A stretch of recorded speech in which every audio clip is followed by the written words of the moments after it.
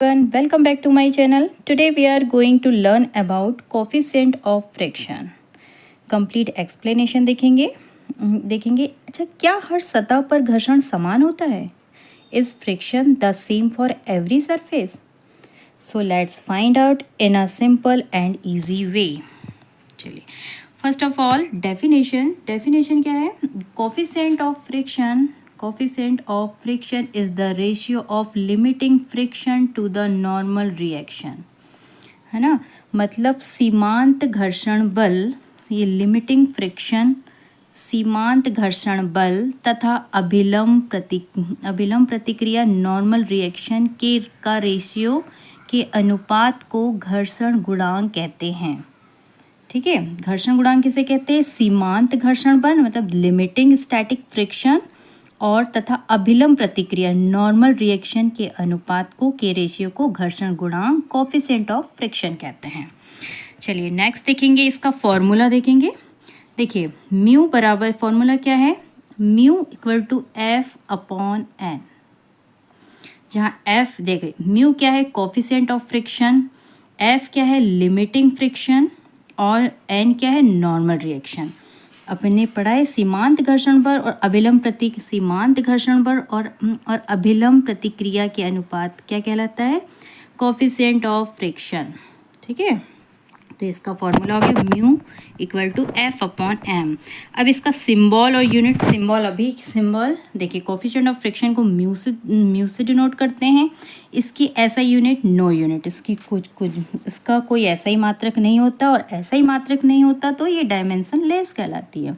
इसका ये विमाहीन राशि है, विमा भी नहीं होती इसमें. अब चलिए ये किस किस पे डिपेंड करता है? अब घर्षण गुणांक मतलब किन बातों पे निर्भर करता है? तो देखेंगे नेचर ऑफ सरफेस मतलब सतह की प्रकृति, रफनेस ऑफ सरफेस सतह की खुरदुरापन जो होता है रफ खुरदुरा ना, और मटेरियल ऑफ सरफेस मतलब पदार्थ, उसमें जो प्रयुक्त पदार्थ है ना, ये इस पे डिपेंड करता है ना, कि सरफेस कैसा है, खुरदुरा है कि उसका मटेरियल कैसा है, पदार्थ कैसा है. ठीक है, चलिए नेक्स्ट देखेंगे. डजंट डिपेंड ऑन, अब किस किस पे डिपेंड नहीं करता? देखिए क्या है? एरिया ऑफ कॉन्टैक्ट मतलब संपर्क क्षेत्र होता है, उस पर डिपेंड नहीं करता. मतलब कितना भी एरिया हो, कितना भी क्षेत्रफल हो उसका, है ना. शेप ऑफ द बॉडी, वस्तु के आकार पर नहीं, वस्तु का आकार कितना भी बड़ा हो उसका फ्रिक्शन से, कोफिशिएंट फ्रिक्शन से कोई रिलेशन नहीं. ठीक है, इस पर डिपेंड नहीं करता. अब नेक्स्ट देखेंगे कोफिशिएंट ऑफ स्टैटिक फ्रिक्शन. अब देखिए स्टैटिक फ्रिक्शन क्या है? एफ एस अपॉन एन, क्योंकि अपने को पता है कि घर्षण गुणांक क्या होता है? सीमांत घर्षण और अभिलंब प्रतिक्रिया का अनुपात. तो स्टैटिक फ्रिक्शन और ये क्या है? अभिलंब प्रतिक्रिया का रेशियो, जहाँ पे एफ एस क्या है? Limiting static friction. चलिए कोफिशिएंट ऑफ काइनेटिक फ्रिक्शन, जैसे अपन ने वहाँ पे लिखे म्यू एस लिखा एफ एस अपॉन एन, तो यहाँ पे काइनेटिक में क्या लिख देंगे? ए के अपॉन एन, है ना, ये भी किया आएगा. यहाँ पे एफ के क्या है? Kinetic friction. ठीक है, सीमांत गतिज घर्षण बल है ना, एफ के अपॉन एन. चलिए नेक्स्ट देखेंगे इम्पॉर्टेंट रिलेशन. ये इम्पॉर्टेंट रिलेशन है ये वाला, इसका महत्वपूर्ण संबंध देखेंगे. ये म्यू एस क्या है? स्थैतिक घर्षण गुणांक, और ये क्या है? गतिज घर्षण गुणांक. तो ये कोफिशिएंट ऑफ स्टैटिक फ्रिक्शन जो होता है ये हमेशा अधिक होता है कोफिशिएंट ऑफ काइनेटिक फ्रिक्शन से. ठीक है, अपने पिछले वीडियो में पढ़ा भी है बेटा इसका डिटेल. चलिए नेक्स्ट देखेंगे न्यूमेरिकल. अब इसका न्यूमेरिकल देखेंगे. देखिए एफ घर्षण बल दिया है कितना? 40 न्यूटन. नॉर्मल रिएक्शन मतलब अभिलंब प्रतिक्रिया क्या दी है? 200 न्यूटन. फाइंड क्या करना है? कोफिशिएंट ऑफ फ्रिक्शन, है ना. तो इसका सूत्र क्या होता है? एफ अपॉन एन होता है कोफिशिएंट ऑफ फ्रिक्शन का. तो क्या आ जाएगा? ये वाला आ जाएगा 40:200 आ जाएगा.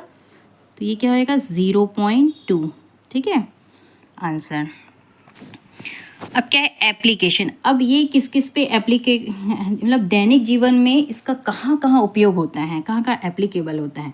देखिए टायर, ये वाहन के टायर में इसका कोफिशिएंट ऑफ फ्रिक्शन लगता है ब्रेक में भी फ्रिक्शन होता है, शूज़ जूते में भी फ्रिक्शन होता है, स्पोर्ट्स खेल में भी और मशीन में भी।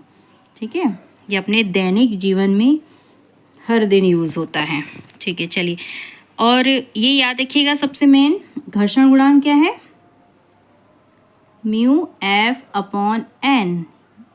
ठीक है, ये फॉर्मूला है, याद रखिएगा। इसका डेफिनेशन फॉर्मूला ये है, इसका सिंबल ये mu.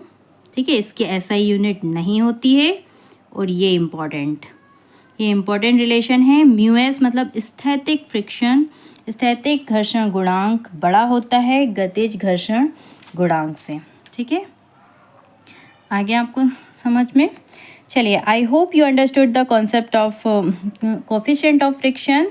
If you found this video helpful, please like, share and subscribe to my channel. See you in the next video. Bye bye.